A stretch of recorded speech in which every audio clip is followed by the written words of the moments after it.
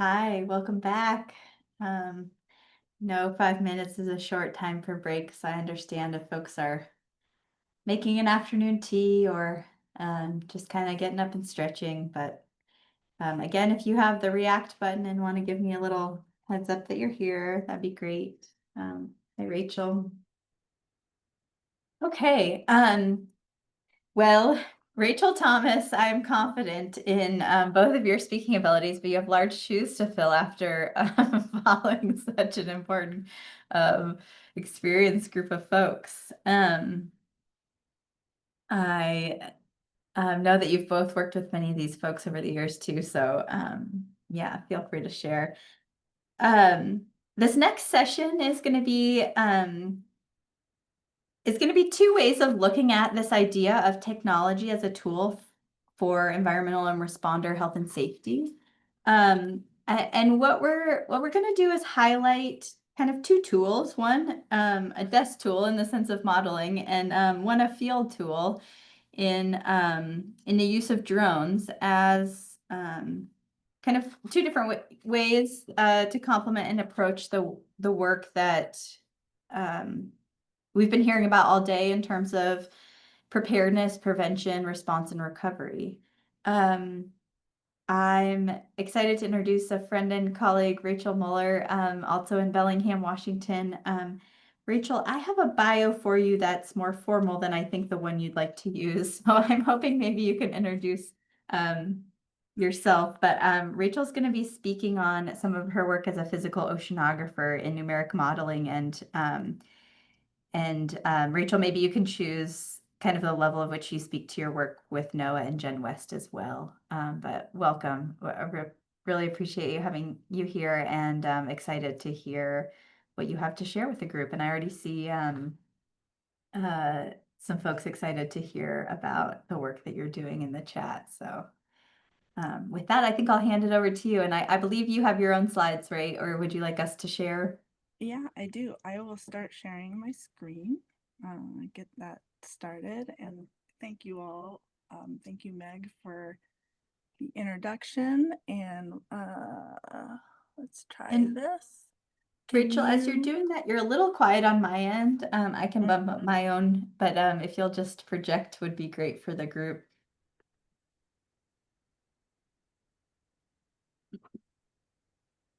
I'll do it again. How's that? Good. Yeah, that's great. That good? Okay. Yeah, I thought that might be a problem, so I brought this little backup option. The way my setup uh, presents is that I cannot see any of you. So, Meg, I will rely on you to chime in if needed and interrupt me because I'm just on both of my screens, it's just my presentation. Yeah, great. Um, so, good to have seen you all here before I started my presentations. I have been working with many of the people who were awarded today, and it was a pleasure to work with you while you were at NOAA. I am continuing to enjoy that role, working as a contractor with NOAA through Genwest Systems. Today, however, I am going to be focusing exclusively on my work with Susan Allen at the University of British Columbia, work that I did prior to stepping into my role in emergency response at NOAA. It was a part of this th- um, combined group, multi university and research group collaboration between UBC and Dalhousie. And I'm going to skip over my bio. If you guys, if there's anybody really interested, there's a link through the documents for this meeting that you could find my bio. But I'm going to focus solely on this research because I have a hard time getting it all in during my talk allotment. So this is way more interesting. All right. So Susan Allen had this very forward thinking idea to preemptively research a major oil spill in the Salish Sea. As many of you know, a lot of the research on major oil spills tends to follow a major oil spill. And she was a bit unsatisfied with that as a prospect. And so she proposed this research It involved collaborations with an oil spill modeling group out of Dalhousie and a social science group out of the University of British Columbia. And she hired me on as the lead postdoc to lead the research development of this project and to coordinate with all the groups and mentor the undergraduates that we hired to work on this project. Very much a collaborative effort. I will do my best to flag. There's some slides that I can attribute, but just in general, this is representative of a whole host of contributions. So many of you are, well, I think maybe all of you are familiar with this study area, but just to flag it and draw our attention, this study focused exclusively on the Salish Sea, which, as we know, is a body of water that includes many lives and livelihoods, many nations, many indigenous nations, as well as Canada and the US. Most of this work was done on the territories of the Musqueam people in the University of British Columbia area, and then myself living in Bellingham, the territory of the Lummi and Nooksack tribes. The waterway, as we know, just is transboundary. You know, it's a fluid area, and along the interface of this land and water body, there are these marine terminals where oil is transferred from land to sea and vice versa. And so here on the right-hand side is a picture of the area. The gray out rectangle is the numerical modeling domain. So that's where we're focusing on. And then the yellow dots are the marine terminals in which non-crude oil is transferred. The green rectangle up here, we have Trans Mountain. And down here, I forget which marine terminal that is. But anyways, those are areas of crude export. And then we have crude import in the blue squares and areas with the purple dots, both import and export crude oil. And this is solely based on 2018 data. So for the entirety of this talk, the focus here is on 2018 data for marine transportation and oil transfers. We include a broader scope of environmental information, but I'll get to that in a little bit. This is a two-part study, which is part of the reason why I have a hard time fitting it into one talk. So the first part is the setup of the numerical modeling. So it's how we synthesize the data from oil transfers and AIS ship track data into statistics so that we could automate the process of determining a major oil spill scenario. The motivation for this is to take out as much human bias as possible, to not say, oh, we think a major oil spill will happen, or if a major oil spill happens here, the greatest damage will be done. Well, we wanted to take out those biases and just let the data determine the risk to the best ability that we could. And then in the second part 2 paper, we used 10,000 major spill scenarios from this statistical representation developed in part 1. And we ran these scenarios using a suite of numerical models to predict the most likely outcome from a major spill in the Salish Sea. And I'll post these links to these manuscripts after my talk, so you don't have to go digging for them. So starting with the 2018 AIS ship track data, if you've ever worked with AIS ship track data, you will know that the idea of working with it is really alluring. And as soon as you peel back the layers, it just is messy, messy, messy business. We combined the ship track data into these 6 categories: tanker, ATB, barges, cargo vessels, ferry, and other. And the details of how those groupings were made are in the paper. I will not go into those details now. But as you can imagine, the barge traffic, you can see there's a high density of barge traffic in this area. And with barges, as with ATBs, the tug is the vessel that has the AIS ship track, not the tank barge itself. And so part of the challenge of this whole process was to figure out how, if we are attributing a barge with oil for a major spill, how do we know if it's a barge that is carrying oil as cargo or a barge carrying any of the number of other products that barges in this area carry? Um, so we started with this in as part of determining the risk of location and time. We use this vessel time exposure process and allowed the density of ship traffic to determine the location and time. And specifically how that worked, we randomly selected the month based on those maps of vessel time exposure. And then we have or had model output between 2015 and 18, and we wanted to represent as many different variations of environmental conditions as possible. So we included all those possibilities between 2015 and 18 and selected the year and the day and the hour uniformly. The reason why we weighted the month is because there's a seasonal variation in vessel traffic, and we wanted to capture that seasonal variation and risk from vessel traffic. Then we weighted the selection of the spill lat and long grid box, the 500 by 500 meter grid box, using those maps of vessel time exposure. We randomly selected a vessel type from that and randomly selected an individual AIS ship track. And I'm going through this quickly, broad strokes, but ultimately we ended up with time of the oil spill, location of the oil spill, the type of vessel, and the vessel length. And that's what we can get from the AIS ship track data. And then the question is how to determine the oil capacity of that vessel, and then from that oil capacity, the spill volume, and also the type of oil that is in that vessel. And this is where this community became incredibly helpful.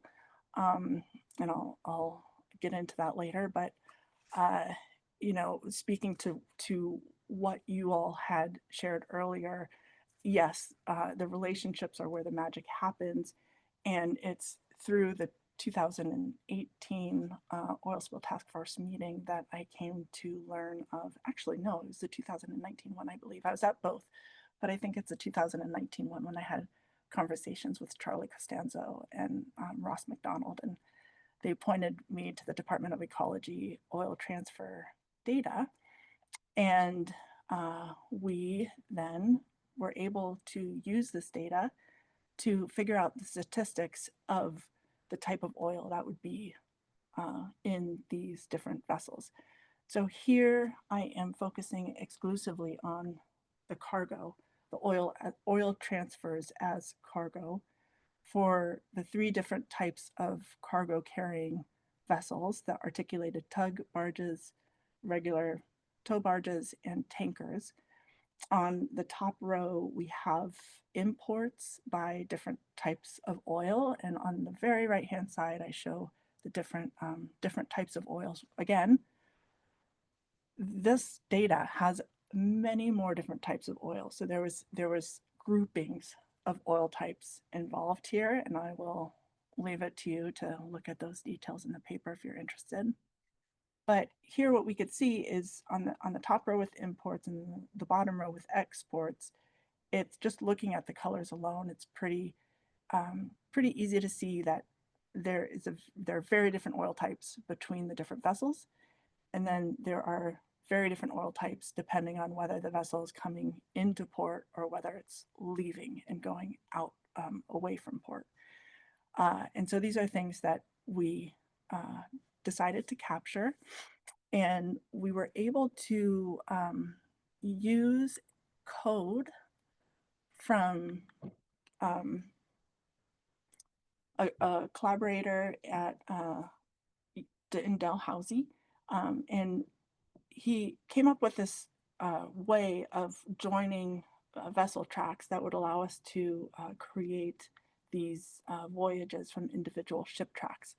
And so I'll get into the technology wins and gaps for this part one in a moment, but if we could just focus on the figure on the left-hand side, this highlights two particular voyage tracks. One is of a tanker, the tanker Florida, and it shows an example of this algorithm connecting these tanker tracks through to I don't know if this was a destination or the origin, but to the marine terminal. Versus with this green line, another example of a vessel track where there were these gaps in between the data. It was beyond the scope of our study to really dig into why these gaps happen, but they were fairly common. And there are many flaws with AIS data. And one of them is that the data is often not continuous. So it's not always easy to connect from sources to destinations. Even so, this script from Casey Hilliard gave us the ability to do the best that we could to then allocate the tankers and the ATBs and the barges and to define the oil type within these vessels based on the origin and destination. And then if it was a segment here where it didn't really have an origin or destination that went to any marine terminal, we used the general US imports and the general US exports to then attribute that particular vessel with the oil type. And so, the technology win here is that the AI ship track data could be joined. And the challenge is that only 50% of the take vessel voyages were complete, as in they could go to the origin or destination. A significant gap, though, is that the U.S. and Canada do things differently. From my perspective, there are some things that Canada does much better than the U.S., and then there are other things that the U.S. does much better than Canada. It's not all or nothing. I think it's fantastic that Washington State has this ability to share this public data of oil transfers. It's a wealth of information, and it was really critical to this project. And that information is just not available in British Columbia because it's not regulated, not mandated in that way. So there's a gap. Moving on to part 2 and the modeling. So on the left-hand side is an example of what we end up with when we develop these spill scenarios, 10,000 spills. This is an example of what the fraction of those 10,000 spills that are bunker C, the location and the volume, just to give us a sense of what the outcome of that part of the project was.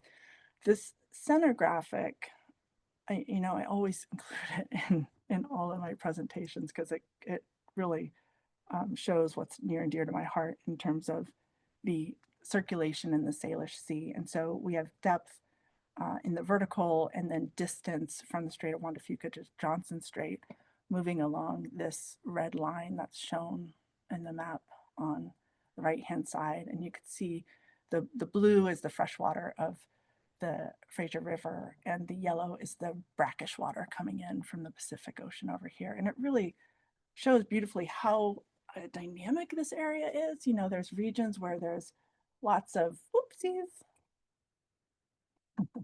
regions where there's lots of vertical gradients in density, and then there's regions where it's really well mixed. And for those of you who've ever sailed around this area, maybe you could guess that this is Harrow Strait right here, where it's just a washing machine of tidal activity, and it just vertically mixes the water column. So superimposed on this physical environment is then the chemical process of weathering of oil that's spilled in this environment. And so we wanted to capture all of this physics and this chemical weathering using this suite of numerical models. And so Salish Seacast, the NEMO-based ocean circulation model developed by Susan Allen and her group at the University of British Columbia, that was our driving horse with horizontal and vertical velocities, salinity, temperature, and sea surface height. And then we also included forcing for the Mohit oil spill model based on Wave Watch 3 and wind forcing based on HRDPS. And I'm at 15 minutes. And so I'm realizing that I'm doing good. I have just a few more slides left. Jumping right to results, using the suite of numerical models, one of the questions that we are trying to answer is, if there is a major oil spill, and again, this study is not again, I guess I'm just saying this for the first time, this study was statistically based. So the purpose of the study wasn't to say, if there is one oil spill, this is where it's going to end up. No, it was running 10,000 spill scenarios to determine the likelihood of outcome for one particular oil spill. So on the left-hand column, if there was a oil spill with crude oil, one oil spill, the likelihood of outcome in terms of the average time for when it reaches the shoreline is shown here in color, going from half a day in the dark blue to 10 days in the light white color, which you don't really see. Dark, it really quickly arrives on shore where it's more narrow, and then there's more time for it to arrive on shore when it's more broad. But if we zoom in, for example, just to give a better idea of what this looks like, if we zoom in on the San Juan Islands, here we have a range of, this sort of 2-day time period, 3-day time period window for the most likely time for oiling on shore from all of these 10,000 spill scenarios in which the oil is above the socioeconomic threshold of 1 gram per meter square on the shoreline. What that looks like is the graphic on the left-hand side. So 2 to 3 days for arrival based on this set of oil spills for oils that reach the shoreline of San Juan Island versus on the right-hand side, a swing and a miss, the oil spills that did not reach the shoreline of San Juan Island. And to me, one of the reasons why I really appreciate this graphic is that it really highlights how this is a international, transnational scenario. Any oil spill in the Salish Sea is likely a transnational spill that will require a lot of collaboration and communication. And distance from shoreline doesn't necessarily determine whether or not a particular shoreline will be impacted. We have some spills up here in the Strait of Georgia that ended up on San Juan Island and spills that did not. Similarly with Admiralty Inlet and the Puget Sound, spills that landed on San Juan Island and spills that did not. So this seems like an important thing to keep in mind in terms of any planning perspective or for protecting shorelines.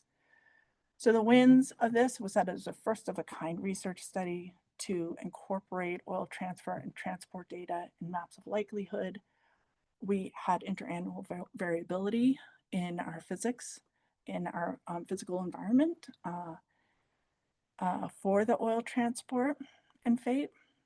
But a gap that I want to flag is that I just have yet to see a study on likelihood or on risks that includes the risk of not being able to respond.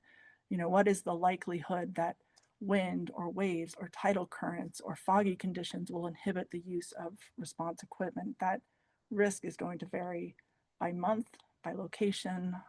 It's sort of an overlapping risk to whether or not an oil spill will actually happen. And with that, I just want to echo everything that I've heard before. This image is from the task force meeting I participated in 2019. Thank you all for all of your efforts in relational building, because from everything that I've heard, that is the biggest strength when it comes to an effective response. Technology is great, technology can help, but it's really the relationships and the communication that build a strong, successful response. And, thank you, Charlie and Ross and Bikram, for being so willing to talk to me. And direct me to the Department of Ecology data. So thank you all. Well, thank you, Rachel, for sharing that work and for all the work that you're doing with your partners in this to help folks prepare for understanding scenarios and ultimately to be able to um, respond more effectively should it occur. Would you like, I'm assuming I again filled up all of my time space. I'm assuming no questions. Should I end the slideshow and hand Um, over? Yeah, why don't you, let's see, I don't see any questions at this point. If folks have questions for Rachel, if you could put them in the chat or in the Q&A. If we see things in the Q&A, Rachel will send them your way and make sure you've seen them. Um, I love that Perfect. graphic recording from a few years ago. Fun to see. So, um, let's see, I'll take the screen share. Or you can stop sharing your screen